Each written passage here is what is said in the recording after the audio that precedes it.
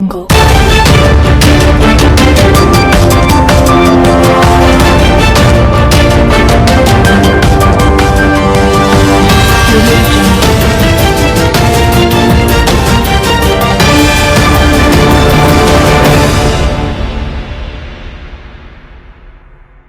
आमदार संजय केळकर यांचा अभिनव उपक्रम.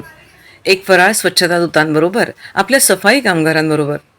आमदार संजय केळकर यांच्या संजय फाउंडेशन मार्फत ठाण्यातील दादोजी कोंडे स्टेडियम येथील सफाई कामगारांच्या पेटीवर एक फराळ स्वच्छता दूतांबरोबर आपल्या सफाई कामगारांबरोबर हा उपक्रम घेण्यात आला. आमदार केळकर यांनी स्वतः सफाई कामगारांना फराळ देऊन त्यांना दीपावलीच्या शुभेच्छा दिल्या, त्यांच्याशी मनमोकळ्या गप्पा मारल्या. सफाई कामगार हे स्वच्छता दूत असून शहरातील एक महत्त्वाचा घटक आहेत. शहर स्वच्छ करण्यात त्यांचा मोलाचा वाटा आहे. दरवर्षी मी या स्वच्छता दूतांबरोबर दिवाळीच्या पहिल्या दिवशी फराळाचा आनंद घेतो आणि दिवाळीच्या शुभेच्छा देतो, असे आमदार केळकर यांनी बोलताना सांगितले. तर स्वतः आमदार आमच्याकरिता दरवर्षी दिवाळीच्या पहिल्या दिवशी फराळ घेऊन येतात, आमच्यासोबत फराळ करतात. याचा आनंद तर आहेच, पण समाधान देखील आहे. आणि नेहमीच आमदार केळकर यांनी आमच्या कामाकरिता, अडचणी सोडवण्याकरिता पुढाकार घेतला आहे. आमच्याकडे कोणाचे तरी लक्ष आहे, हे आमच्यासाठी महत्त्वाचे आहे, अशी भावना एका सफाई कामगाराने बोलताना व्यक्त केली. या कार्यक्रमाचे आयोजन विशाल वाघ यांनी केले होते. यावेळी या कार्यक्रमाचे राजेश गाडे, विशाल वाघ, सौ उषा विशाल, प्रदीप जाधव, महापालिका अधिकारी व कामगार वर्ग उपस्थित होते. आज दिवाळीचा पहिला दिवस वसुबारस आणि या पहिल्या दिवशीच्या शुभेच्छा देत असताना पहिल्या शुभेच्छा मी तमाम ठाणेकरांच्या तर्फे आमच्या या सफाई कामगारांना, जे केवळ कामगार नाहीत तर हे या शहराचे स्वच्छता दूत आहेत, यांना देण्यासाठी इकडे मी आलो.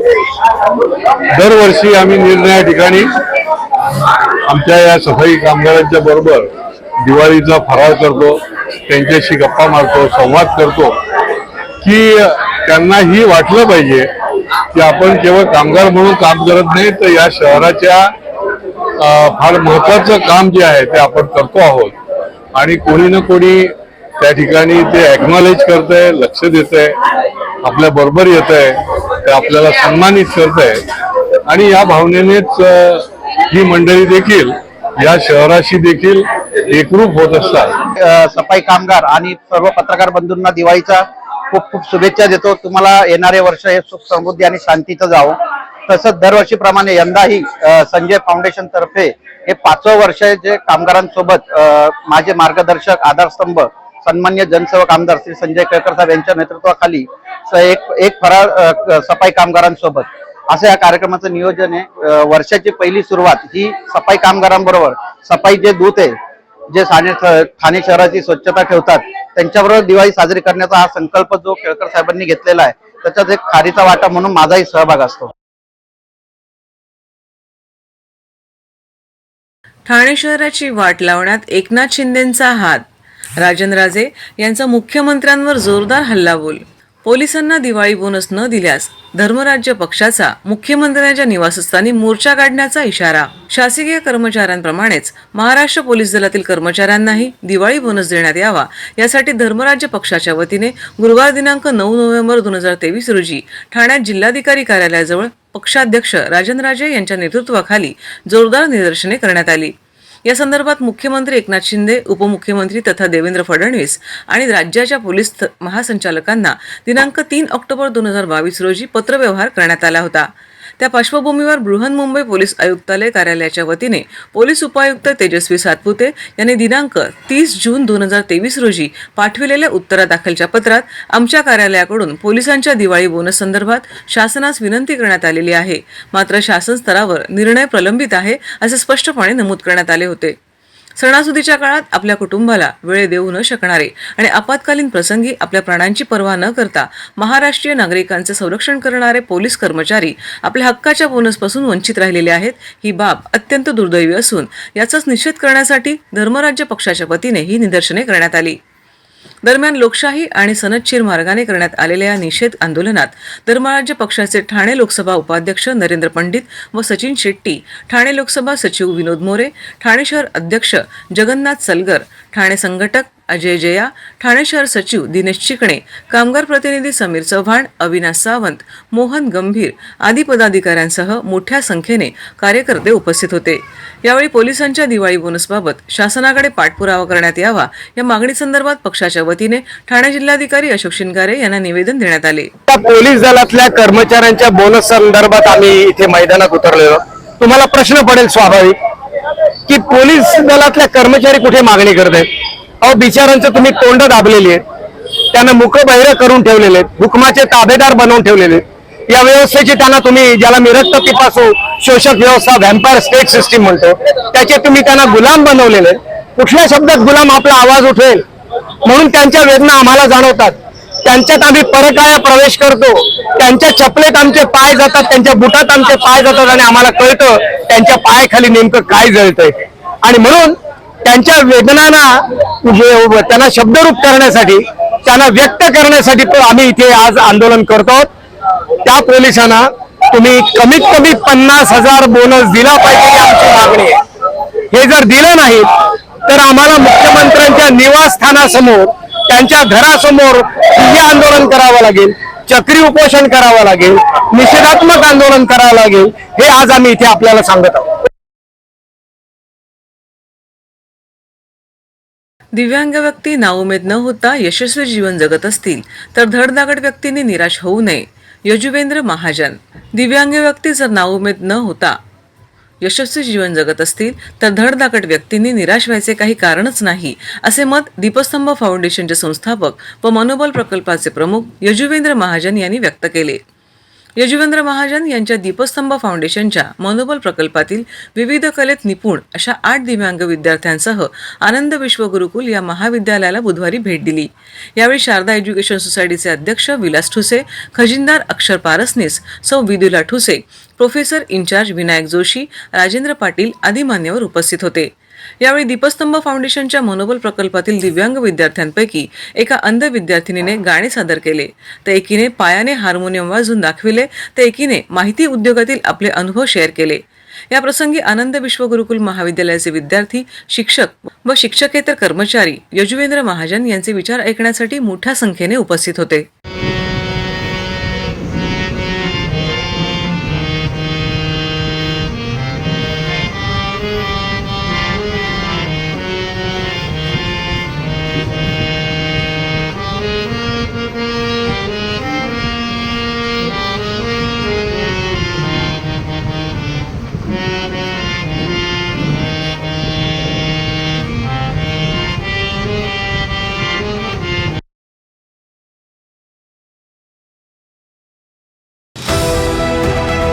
TJSB सौर शक्ती कर्ज. Go green. करा वीज बिलावर बचत. आकर्षक व्याजदर, 84 महिने परतफेड कालावधी, 80% लोन, व्यावसायिक आणि उद्योजकांकरता सुद्धा. अधिक माहितीसाठी तुमच्या जवळच्या शाखेला भेट द्या किंवा संपर्क साधा. 1800-223-466 आणि 1800-266-3466.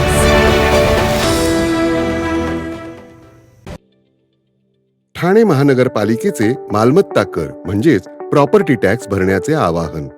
सन 2022-23 या आर्थिक वर्षाचे मालमत्ता कराचे म्हणजेच प्रॉपर्टी टॅक्सचे बिल ठाणेकर करदात्यांना महापालिकेमार्फत आर्थिक वर्षाच्या सुरुवातीस म्हणजेच माहे एप्रिल 2022 मध्ये देण्यात आलेले आहे. तथापि अद्यापही काही करदात्यांनी मालमत्ता कर महापालिकेकडे जमा केलेला नाही. सध्या आर्थिक वर्षाचा अंतिम टप्पा सुरू झाला आहे. मालमत्ता कर वसुलीसाठी महापालिकेतर्फे कडक कारवाई हाती घेण्यात आली आहे. या अंतर्गत जंगम मालमत्ता, टीव्ही, फ्रीज, वाहन व इतर जप्त करणे तसेच स्थावर मालमत्ता वॉरंट बजावून जप्त करण्यात येत असून मालमत्तेचा जाहीर विक्रीद्वारे लिलाव करून कराची रक्कम वसूल करण्यात येत आहे. मालमत्तेस पाणी पुरवठा करण्यात येणारे नळ संयोजन खंडित करण्यात येत आहेत. त्याचप्रमाणे थकीत मालमत्ता करावर 2% व्याज आकारले जात असल्याने भरावयाची रक्कम वाढत आहे. आपला मालमत्ता कर propertytax.thanecity.gov.in या लिंकद्वारे तसंच गुगल पे, फोन पे, पेटीएम याद्वारे ऑनलाईन पद्धतीने करण्याची सुविधा उपलब्ध करून दिली आहे. शनिवार, रविवार व सार्वजनिक सुट्टीच्या दिवशी नागरिकांना मालमत्ता कर भरणे सोयीचे व्हावे याकरता महापालिकेचे मालमत्ता कर संलग्न कार्यालय या दिवशी कार्यान्वित ठेवण्यात आलेले आहे. तरी मालमत्ता कर वसुलीची अप्रिय कारवाई टाळण्याच्या दृष्टिकोनातून मालमत्ता कर भरून महापालिकेस सहकार्य करावे. धन्यवाद.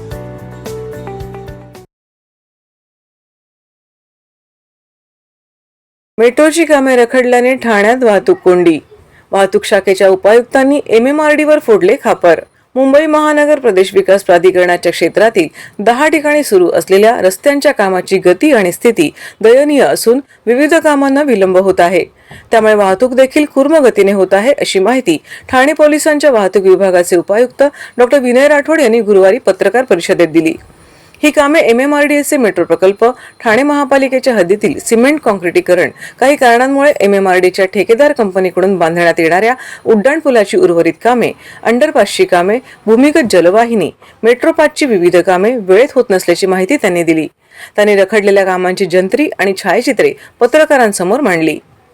कापूरबावडी, राबोडी, कासारवडोली, मुंब्रा, नारपोली, भिवंडी, डोंबिवली, कल्याण आणि विठ्ठलवाडी या भागांमध्ये गेल्या काही महिन्यांपासून रस्त्यांची कामे रखडल्याची मीमांसा डॉ. राठोड यांनी पुराव्यांसह पत्रकारांसमोर केली. प्रत्येक ठिकाणी कामे का रेंगाळली आहेत हे त्यांनी स्पष्टीकरणासह सांगितले. मेट्रो 4ची कामेही सुरू असल्यामुळे ठिकठिकाणी वाहनांना थांबावे लागते. काही वेळेस वाहने अन्य मार्गाने वळवावी लागतात, असेही ते म्हणाले. कापूरबावडी येथे मेट्रो 4ची रवी स्टील नाका, कॅपिटल हॉटेल ते तळपाडा येथे सुरू असलेले काम, कासारवडोली येथे आनंदनगर ते बस डेपो आणि पातलीपाडा ब्रिज ते श्रीमा विद्यालय येथे सिमेंट काँक्रीटीकरणाची कामे, भाईंदरपाडा येथे उड्डाणपूल, तत्वज्ञान विद्यापीठ ते गायमुख पोहतो मेट्रो 4ची कामे, मुंब्र्यात MMRDAच्या उड्डाणपुलाचे 75% काम पूर्ण झाले असून 25% काम बाकी आहे. नारपोली येथे महत्वाची 4 कामे, भिवंडीतील कचेरीपाडा येथे 3 ठिकाणी काँक्रिटीकरणाची काही कामे शिल्लक आहेत. भिवंडीमध्ये भविष्यात धामणकर नाका, बोबडे चौक ते क्वार्टर गेट ते स्वर्गीय आनंद दिघे चौकापर्यंतचा रस्ता दुरुस्तीचे काम करण्यात येणार आहे.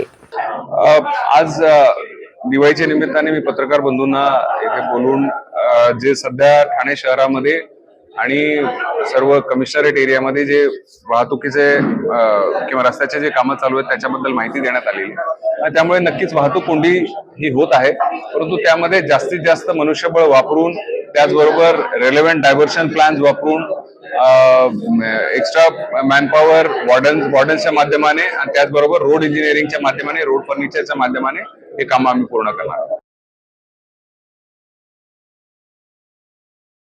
ठाण्यात मार्गदर्शक तत्वांचे उल्लंघन करणाऱ्यांकडून 1,70,000 रुपयांचा दंड वसूल. 362 जणांना बजावण्यात आली नोटीस. एक RNC प्लांट केला बंद. हवेची गुणवत्ता कायम राखण्यासाठी माननीय उच्च न्यायालयाने दिलेले निर्देश आणि मार्गदर्शक तत्वे यांच्या अंमलबजावणीसाठी महापालिका आयुक्त श्री अभिजित बांगर यांच्या आदेशानुसार महापालिका क्षेत्रातील सर्व प्रभाग समित्यांनी भरारी पथकाची स्थापना केली आहे. या पथकाने सकाळी 7 वाजल्यापासून पाहणी आणि कारवाई सुरुवात केली असून संध्याकाळपर्यंत 362 जणांना नोटिसा बजावण्यात आल्या आहेत. तर नियमांचे उल्लंघन केल्याप्रकरणी एकूण 1,70,000 रुपयांचा दंड वसूल करण्यात आला. यात आनंदनगर चेकनाका येथे तैनात असलेल्या नौपाड्यातील पथकाने बांधकामाचा राडारोड्याची वाहतूक करणाऱ्या 21 डंपर्सवर दंडात्मक कारवाई केली. त्यांच्याकडून 1,05,000 रुपयांचा दंड वसूल करण्यात आला आहे. त्याचबरोबर माजिवडा प्रभाग समिती अंतर्गत एक RMC प्लांट बंद करण्यात आला. शहरात सुरू असलेली बांधकामे, बायोमास जाळणे, राडो रोड्याची वाहतूक नियमावलीचे पालन करण्यासाठी नोटिसाही बजावण्यात आल्या आहेत.